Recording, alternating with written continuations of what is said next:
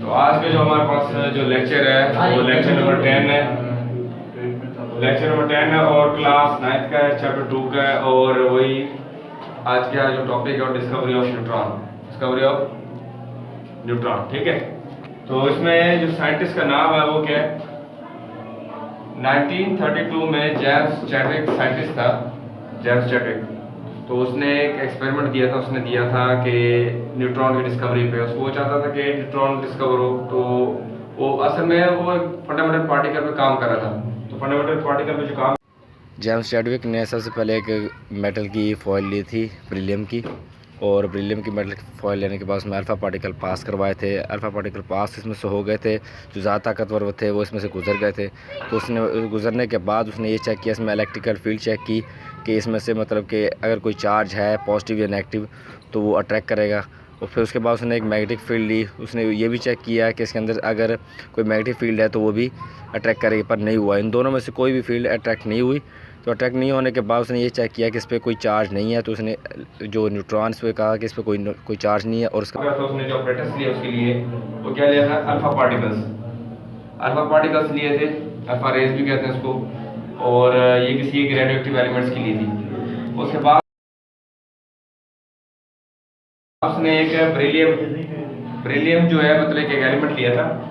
Beryllium एक metal है, beryllium एक मेटल है, ठीक है। वो उसने लिया था, उसके ऊपर उसने क्या की, अल्फा रेज की पार्टिकल्स की उसने क्या की, रेज के ऊपर फेंक दी। जैसे अब ये मिसाल, ये इसमें बेरिलियम लिया, इसने बेरिलियम लिया, बेरिलियम के ऊपर उसने अल्फा रेज फेंक दी। अल्फा रेज फेंकने की वजह से ये हुआ, जब ये बेरिलियम सड़ने लग गया, जलने लग गया, तो उसके बाद इसमें कुछ रिएक्शन वगैरह हुआ, इसमें कुछ रेज थी वो सीधी पास आउट होकर चली गई।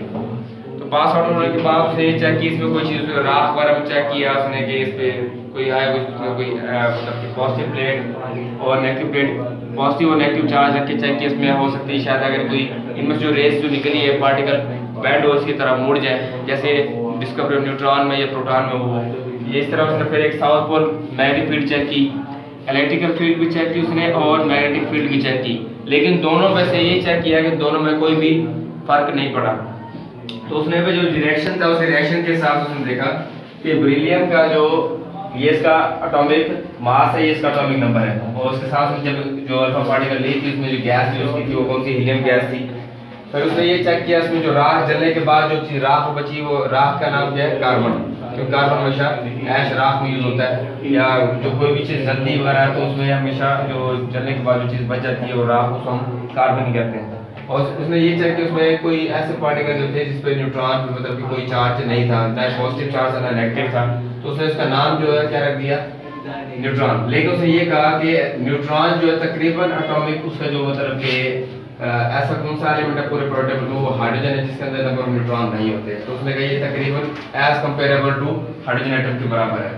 तो उसने उसके बारे में कुछ प्रॉपर्टीज उसने दी कि उसने कहा कि प्रॉपर्टीज में ये बताया कि न्यूट्रॉन जो है उसमें कोई न्यूट्रल चार्ज है, उसमें कोई चार्ज नहीं है। और उसके पास एक न्यूट्रल पार्टिकल है वो, उसमें कोई चार्ज नहीं है। दूसरा उसका जो मास है तकरीबन बराबर है किसके, प्रोटॉन है, क्योंकि प्रोटॉन के ऊपर पॉजिटिव चार्ज है, इसलिए उसने कहा उसके बराबर है।